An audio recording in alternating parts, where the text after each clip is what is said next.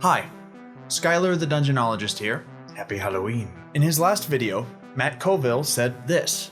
You need to know what you like about DMing, and it's not always obvious. To me, there is more to unpack in that one statement than anything else Matt has ever said on his channel. You need to know what you like about DMing that's the journey. That's the entire experience of becoming a great dungeon master. There's no book that you can buy that Wizards of the Coast can publish that will tell you about you. It's not just the secret to becoming a great dungeon master. If you're a musician, a writer, an illustrator, a designer, whatever you create and put into this world, if it doesn't have you in it, you're not gonna like it. And if you don't like it, nobody else will. Stephen Pressfield calls people who make things that they don't like hacks. Hacks can have some limited measure of success, but people are going to find you out eventually. Really understanding your interests and desires, what moves you in fiction, in gaming, and in life. It's the difference between knowing all the rules and actually running a great game.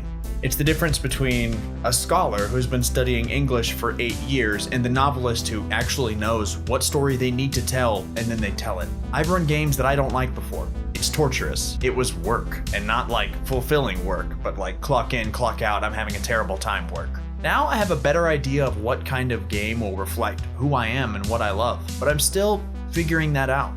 It's never over. I still have this nebulous self-image that's going to change and grow with me, and I have to keep checking in with that guy. The first step is paying attention to what you've always loved. What TV show or book did you just devour as a kid? And now when you see it, you get that resonant pang of longing. Your 11-year-old self could not help but be honest about the things that they loved and constantly consume them for that sweet child dopamine.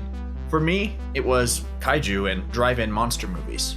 The melodrama of the monster, the outsider, fatally misunderstood. I also loved power progression fantasies. Someone starting out helpless and then growing strong enough to uppercut God is awesome to me. It might take some work to get back to that mindset for you. It did for me. Last year, I asked my dad, what was the first thing that I got really obsessed with? And he immediately said, Power Rangers. And of course it was Power Rangers. Everything I'm a sucker for today. Martial arts choreography, camaraderie, robot monster fights, loyalty, redemption was all fed to me by Power Rangers. That doesn't mean that I'm going to run a Power Rangers D&D campaign, but it does mean I have permission to go back to that and get inspired. That's the next step.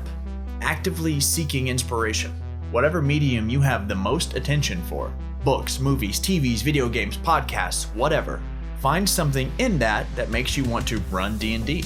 And I strongly recommend avoiding D&D related or adjacent stuff. Other people's interpretations of Dungeons & Dragons are not going to help you find what you like about the game. Do you love cinema? Are there classics or modern hits that you've never seen before? You don't need to curate your brain space to create the perfect game. You should let it all in. Best case scenario, you see something amazing and you steal it.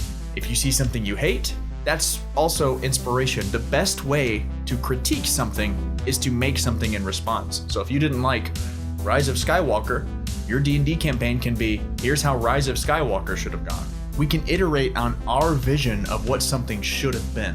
The last step is pretty simple. You've got to run the game, and you've got to understand your successes. During your normal mid-session break, which I hope you take because D&D takes forever, whip out the old journal and write down the things that you enjoyed while you were running it. Write down the things that your players enjoyed and look for that overlap because that's where your great game is. The tagline for Field Notes, one of my favorite brands of notebook, is I'm not writing it down to remember it later, I'm writing it down to remember it now. I'm a huge advocate for analog journaling, especially pencils.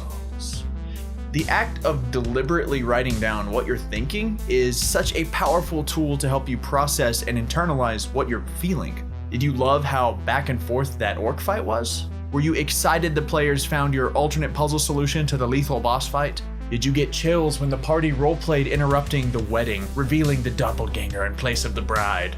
When you're stuck writing the next session, going back to look at those moments from past games can really give you some perspective on what makes you happy and them happy when you're running the game. Thank you for watching. And until next time, pencils.